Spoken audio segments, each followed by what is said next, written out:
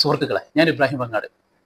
എൻ്റെ കഴിഞ്ഞ വീഡിയോ മടവൂർ കോട്ടയിൽ CH മുസ്തഫ മൗലവി തൗബ ചെയ്ത സത്യാവസ്ഥ എന്ത്, നൗഷാദിന്റെ വാക്കുകൾ വിശ്വസിക്കാമോ എന്ന ടൈറ്റിലൊക്കെ കൊടുത്തിട്ടായിരുന്നു. നിങ്ങൾ പല ആൾക്കാരും അത് കണ്ടിട്ടുണ്ടാവും.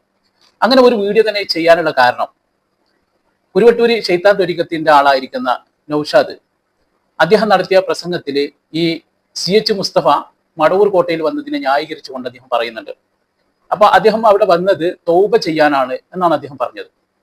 അപ്പോൾ എനിക്കത് കേട്ടപ്പോൾ തന്നെ തോന്നി, അത് വിശ്വസിക്കാൻ പറ്റില്ല, കളവ് പറയുകയാണ് നൗഷാദ് എന്നുള്ളത്. അത് ഞാൻ എൻ്റെ കഴിഞ്ഞ വീഡിയോയിൽ പറയുകയും ചെയ്തിരുന്നു. എന്തായാലും മുസ്തഫ ഇന്ന് അതിന് മറുപടിയുമായിട്ട് എത്തിയിട്ടുണ്ട്. അപ്പൊ മുസ്തഫ അതില് നൗഷാദ് പറഞ്ഞത് ശരിയല്ല എന്ന രീതിയിലാണ് മുസ്തഫ പറയുന്നത്. അപ്പൊ നമ്മൾ രണ്ടുപേരുടെയും ഇവിടെ നിങ്ങളെ കേൾപ്പിക്കുന്നുണ്ട്. അപ്പൊ സത്യാവസ്ഥ നമ്മൾ ഉൾക്കൊള്ളണം, അതിനു വേണ്ടിയിട്ടാണ് ഈ വീഡിയോ ചെയ്യുന്നത്. എന്തായാലും ഈ CH മുസ്തഫയോട് മറ്റൊരാൾ ചോദിക്കുകയാണ് ചോദ്യങ്ങൾ. അപ്പൊ അദ്ദേഹം അതിന് കൊടുക്കുന്ന ഉത്തരം അപ്പൊ നമുക്ക് ഓരോന്നായിട്ട് കേൾക്കാം. എനിക്ക് വർഷങ്ങളായിട്ട് പരിചയമുള്ള യഹ്യൽ ബുഖാരി എന്ന വടിത്തങ്ങൾ എന്നറിയപ്പെടുന്ന ഒരു സൂഫി ആചാര്യനുണ്ട്. അദ്ദേഹം കാസർഗോഡാണ്. അപ്പോൾ അദ്ദേഹം എന്നെ കുറേ ആയി അങ്ങോട്ട് ക്ഷണിച്ചുകൊണ്ടിരിക്കുന്നു. അദ്ദേഹത്തിന്റെ സ്ഥാപനമുണ്ട്, മടവൂർ കോട്ട എന്ന് പറഞ്ഞിട്ട് സ്ഥാപനമുണ്ട്. കുറേ ആയി ക്ഷണിച്ചുകൊണ്ടിരിക്കുന്നു. ഒരു 6 മാസം മുമ്പ് ഞാൻ അവിടെ പോകേണ്ടതായിരുന്നു, പക്ഷേ ചില കാരണങ്ങളാൽ പോകാൻ കഴിഞ്ഞില്ല. അങ്ങനെ ഈ കഴിഞ്ഞ ദിവസം അദ്ദേഹത്തിന്റെ ശിഷ്യനായ ഒരു സുഹൃത്ത് എന്നോട് പറഞ്ഞു, നമുക്ക് പോകാൻ പറ്റുമോ, നിങ്ങൾക്ക് 1-ാം തീയതി ഒഴിവുണ്ടാവുമോ എന്ന് ചോദിച്ചു. ഞാൻ വരാമെന്ന് പറഞ്ഞു. അങ്ങനെ അവിടെ പോയതാണ്. അവിടെ പോയപ്പോൾ പിന്നെ അവിടെ കണ്ടതെന്തെന്ന് വെച്ചാൽ, അന്ന് ഈ 1-ാം തീയതി എല്ലാ ദിവസവും അവിടെ ഒരു മജ്‌ലിസ് ഉണ്ടാവാറുണ്ട്. അപ്പോൾ ഈ കുരുവട്ടൂരിലുള്ള ആളുകൾ അവിടെ ഉണ്ട്. അതിൽ നൗഷാദ് ഹസനിയുണ്ട്, പിന്നെ ഹാഫിദ് ഉണ്ട്. അവരൊക്കെ അവിടെ ഉണ്ടായിരുന്നു. അവരൊക്കെ ആയിട്ട് സംസാരിച്ചു. നൗഷാദ് ഹസനി എനിക്ക് സോഷ്യൽ മീഡിയയിലൂടെ അറിയാം, ആദ്യമായിട്ടാണ് കാണുന്നതെങ്കിൽ സോഷ്യൽ മീഡിയയിലൂടെ അറിയാം. എല്ലാവരും വളരെ നല്ല മാനുഷിക ബന്ധങ്ങൾക്ക് മറ്റുള്ളൊന്നും തടസ്സമല്ലോ. അങ്ങനെ അദ്ദേഹമായിട്ട് ദീർഘനേരം സംസാരിച്ചു. അതിനുശേഷം അവിടെ മജ്‌ലിസ് നടക്കുന്നുണ്ടായിരുന്നു. ഭക്ഷണമൊക്കെ കഴിഞ്ഞതിന് ശേഷം മജ്‌ലിസിലേക്ക് പോയി. മജ്‌ലിസിൽ പോയിരുന്നപ്പോൾ എന്നോട് വളരെ വിചാരിതമായി 2 വാക്ക് പറയണമെന്ന് പറഞ്ഞു. ഞാനവിടെ സദസ്സിന്റെ ഔചിത്യമൊക്കെ പാലിച്ച് വളരെ കുറഞ്ഞ സമയം കുറച്ച് കാര്യങ്ങൾ പറഞ്ഞു. ഇതാണ് നടന്നത്. ഈ മടവൂർ കോട്ട തങ്ങൾ അങ്ങോട്ട് ക്ഷണിച്ചതാണ്. അങ്ങനെയാണ് അദ്ദേഹം അവിടെ എത്തുന്നത് എന്നാണ് അദ്ദേഹം പറയുന്നത്. ഇനി ഈ CH മുസ്തഫ മൗലവി എങ്ങനെയാണ് മടവൂർ കോട്ടയിൽ എത്തിയത് എന്ന് നൗഷാദ് പറയുന്നുണ്ട്. അത് നമുക്കൊന്ന് കേട്ടതാണ്.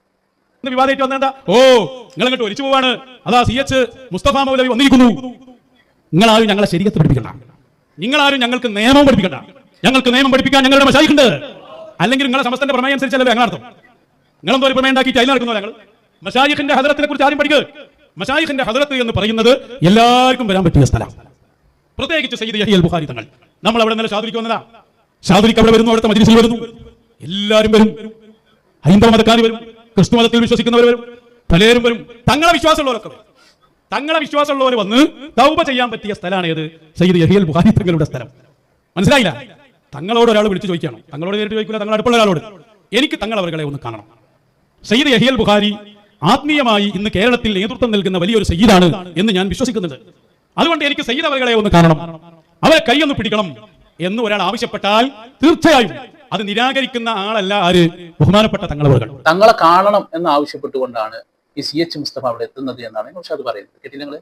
CH മുസ്തഫ എന്താ പറഞ്ഞത്? തങ്ങളെ മൂപ്പരെ കാണണം എന്ന് ആവശ്യപ്പെട്ടുകൊണ്ടാണ്, അങ്ങനെ ഒരു ആവശ്യം ഉന്നയിച്ചത് കൊണ്ടാണ് ഞാൻ അവിടെ എത്തിയത് എന്നാണ് പറഞ്ഞത്. രണ്ടാളും പറഞ്ഞതിലെ വൈരുദ്ധ്യം മനസ്സിലായില്ലേ? ഇനി ഇവിടെ രസകരമായിട്ടുള്ള ഒരുപാട് പോയിന്റുകളുണ്ട്, അതിലേക്ക് ഞാൻ വരാം. ഇവിടെ ഈ CH മുസ്തഫ തന്നെ പറയുന്ന കുറച്ചുകൂടി കാര്യം നമുക്ക് കേൾക്കാം. അല്ലാതെ കുരുവട്ടൂർ തരീഖത്തുമായിട്ട് ബന്ധപ്പെട്ട് ഞാൻ എവിടെയും ഒരു സ്ഥലം സന്ദർശിക്കുകയൊന്നും ചെയ്തിട്ടില്ല. ഞാൻ സൂഫി കേന്ദ്രം സന്ദർശിക്കുന്ന ആളാണ് പൊതുവെ എല്ലായിടത്തും. അപ്പോൾ യഹ്യൽ ബുഖാരി തങ്ങളെ കാണുന്ന എനിക്ക് ഒരുപാട് കാലത്ത് ആഗ്രഹം ഉണ്ടായിരുന്നു. അദ്ദേഹം ക്ഷണിക്കുകയും ചെയ്തു. അതിന്റെ അടിസ്ഥാനത്തിലാണ് ഞാൻ അവിടെ പോയത്. അപ്പോൾ അവിടെ നടക്കുന്ന കാര്യങ്ങളൊക്കെ ലൈവ് സ്ട്രീമിംഗ് ഉണ്ടായിരുന്നു. അപ്പോൾ എല്ലാവരും കാണുന്നുണ്ട്, അതെനിക്ക് അറിയാം ചെയ്യാം.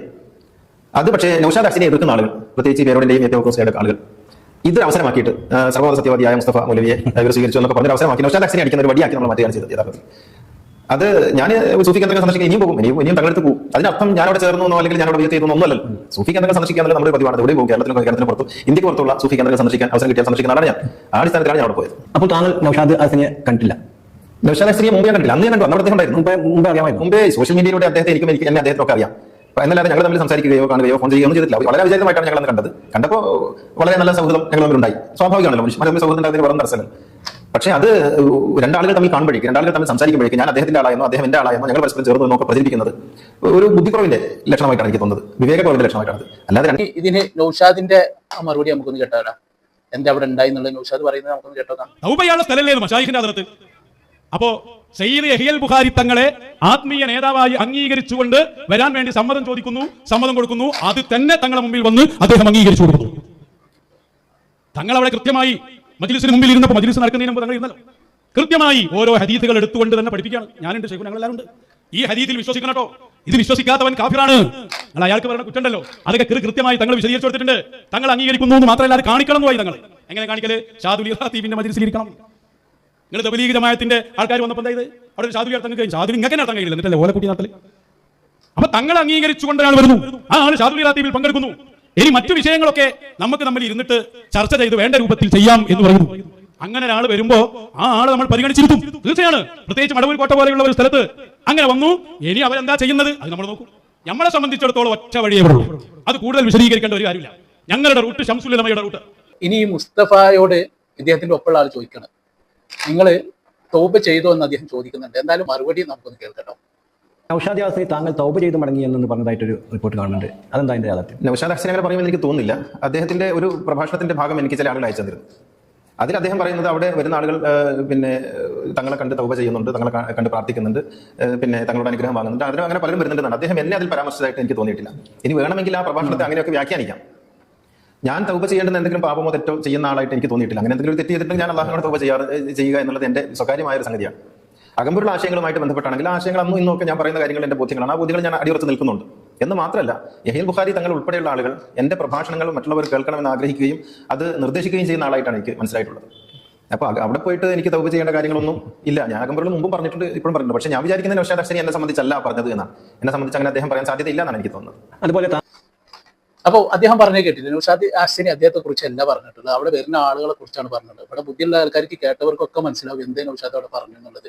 അയാൾ ഒരു പക്ഷേ നൗഷാദ് പറഞ്ഞ മുഴുവൻ ഭാഗം കേട്ടിട്ടുണ്ടാവില്ല, അതായിരിക്കും. നൗഷാദ് മുഴുവൻ പറഞ്ഞത് കേട്ടാൽ അറിയാം അയാൾ അവിടെ വന്നു എന്നും തൗബ ചെയ്തു എന്നും അയാളോട് അവിടെ ഇരിക്കാൻ പറഞ്ഞത് എല്ലാം നൗഷാദ് പറയുന്നുണ്ട്. എന്തായാലും നമുക്ക് കുറച്ചുകൂടി കാര്യങ്ങൾ നൗഷാദ് പറയുന്നുണ്ട്, അതുകൂടെ ഒന്ന് കേൾക്കാം. ശംസുൽ ഉലമ എന്തെല്ലാം കാര്യങ്ങൾ പാടില്ല എന്ന് പറഞ്ഞു, അത് ഞങ്ങൾ തള്ളിക്കളയുന്നു. അത്ര ഇതാണ് ഞങ്ങളുടെ നിലപാട്. അപ്പൊ അതിനപ്പുറം ഒരു വാദം മുസ്തഫ മൗലവിക്ക് ഉണ്ടെങ്കിൽ ഞങ്ങളുമായിട്ട് യാതൊരു ബന്ധമില്ല, ഒരു ബന്ധവുമില്ല. അങ്ങനെയുള്ള പേരോടെ വാദം മുതൽ ഇങ്ങനെയുള്ള ഒരു സംഭവമായും സാവിയത്ത് സൂഫിയക്ക് ഒരു ബന്ധമില്ല. ഞങ്ങൾ അംഗീകരിക്കുന്നില്ല. ഞങ്ങൾ ശംസുൽ ഉലമയുടെ വഴിയാണ് നമ്മുടെ വഴി എന്ന് പറയുന്നു. ആ വഴിക്കപ്പുറമുള്ള ഒന്നും കൂടി പറഞ്ഞ് വരേ വേണ്ട, അതൊക്കെ ഓഫീസിൽ വെച്ചാൽ മതി. ശംസുൽ ഉലമയുടെ വഴി അത്ര പേരെ വഴി. ഇതിനൊക്കെയുള്ള കറക്റ്റ് മറുപടി ഞാൻ എന്റെ കഴിഞ്ഞ വീഡിയോയിൽ ഉൾപ്പെടുത്തിയിട്ടുണ്ട് കേട്ടോ. കഴിഞ്ഞ വീഡിയോ കാണാത്തവരൊക്കെ ഒന്ന് കാണാം. എന്റെ ഫേസ്ബുക്കിൽ യൂട്യൂബിലൊക്കെ വീഡിയോകളുണ്ട്.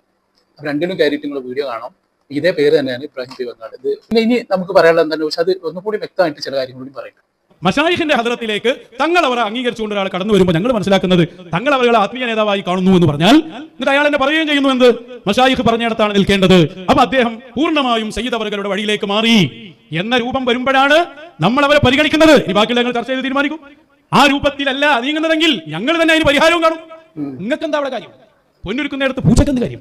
അപ്പോ ഞാൻ കഴിഞ്ഞ വീഡിയോയിൽ പറഞ്ഞ മാതിരി ഒരു അവസ്ഥയാണ് ഇപ്പൊ അതിട്ടോ. ഉത്തരം മുട്ടുമ്പോ കുഞ്ഞനം കൊട്ടെന്നറിയില്ലേ, അതാണ് പോലും അവസാനം ചെയ്തത്. നിങ്ങൾക്ക് ഇവിടെ എന്താ കാര്യം? ഓൻ കണ്ടോലിയിൽ മുഴുവൻ തലട്ടിട്ട് മറ്റുള്ളവരെ അതിനെ കുറിച്ച് ചോദിക്കുമ്പോൾ ഓൻ പറയുന്ന ഒരു മറുപടിയാണ്. ഇതാണ് അവന്റെ സ്ഥിരം പരിപാടി.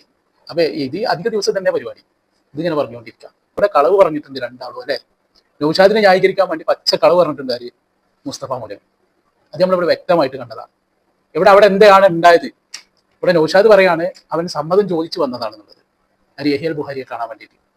അപ്പോൾ ഈ മുസ്തഫ എന്താ പറഞ്ഞത്? അയാൾ എന്നെ വിളിച്ചിട്ട് വന്നതാണെന്നുള്ളത്.